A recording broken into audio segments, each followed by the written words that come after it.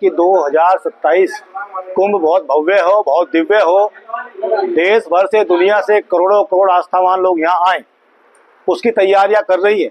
लेकिन हम चाहते हैं जो तैयारियां हैं उन तैयारियों में आश्रमधारी संतों की, आश्रमों की सहभागिता हो, उनसे विचार विमर्श करके वो योजनाएं बने, जो योजनाएं दीर्घकालीन हो और जिनका हरिद्वार को सदैव सदैव लाभ मिलता रहे।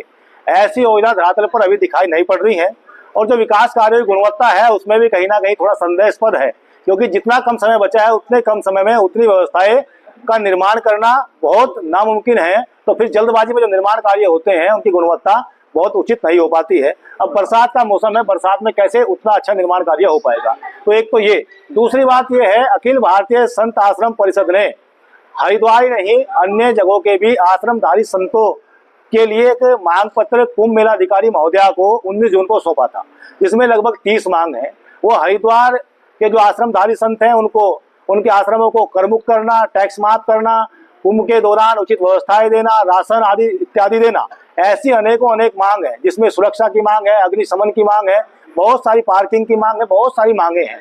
19 जून से आज तक 9 जुलाई हो गई, 20 दिन के बाद भी अब तक कुंभ मेला प्रशासन की ओर से यह स्पष्ट नहीं किया गया कि वह किन मांगों को मान रहा है, किन मांगों पर सहमत है, किन मांगों को नहीं मान रहा है या असहमत है।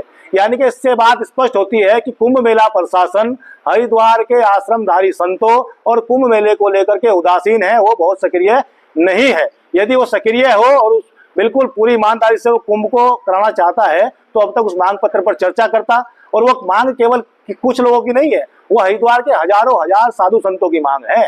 वो कुंभ मेला प्रशासन केवल अखाड़ा परिषद को, अखाड़ों को खुश करने में लगा है, अखाड़ा परिषद में बंटवारा है और ये संदेश दुनिया में गलत जा रहा है। हम मांग करते हैं सबसे पहले तो कुंभ का संदेश, एकता का संदेश, सनातन की एकता का संदेश, और कुंभ का आयोजन केवल मेले तक सीमित न रहे, ऐसा संदेश जाए कि साधु संत एक हैं, दुनिया में सनातन एक है। तो सबसे पहले अखाड़ा परिषद को एक होना होगा और इसका काम सरकार फूट डालो राज करो की नीति पर ना करे।